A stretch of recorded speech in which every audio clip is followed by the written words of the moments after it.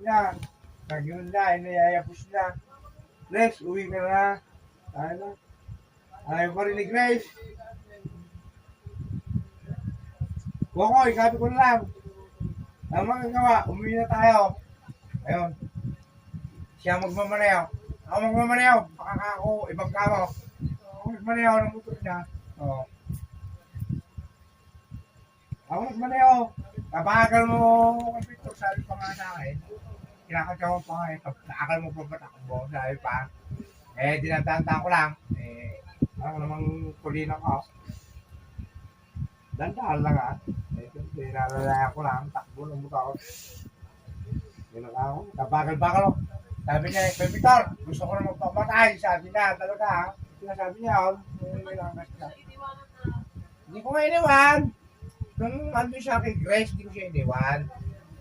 Sabi niya, babangka ako ng motor nito kay Victor. Sabi niya, ako na kumuha ng motor. Sabi ko, ako nagmaneho.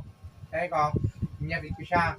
Nung umuwi, nung gano'n na ako dito sa tabing ilaw, andiyan kami sa may bulak. Alam mo yung kurba down, kay Juan. Dito sa may Juan. May mangga. Eh, Castillo.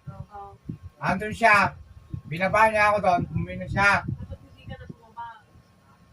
Hindi. Kawawa nga siya ko eh.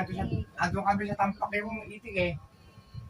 Pero, hindi ko siya kasama sa giba. Narinig ko siya. Nung umama, kasama niya ako. Sabi ko, pinapukuwi namin siya. Malakot. Sabi niya, hindi na siya uwi. Sabi niya yun. Magharap baka tayo sa kapitan. Sabi niya, sustento mo na yung anak mo. Sabi baka ni Grace.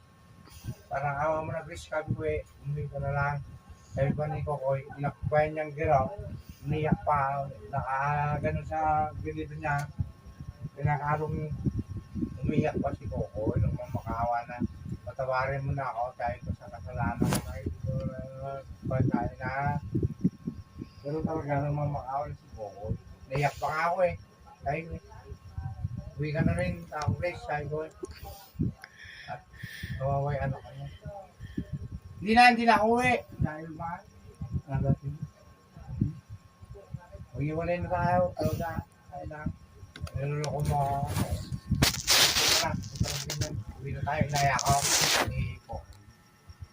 Hindi nga ron. Ako. Kamang mo ko rin. Hindi. Ginagulo mo ron. Tinanong ko siya. Piniko ko. Hoy, ako na muna yun. Ako magmumotor.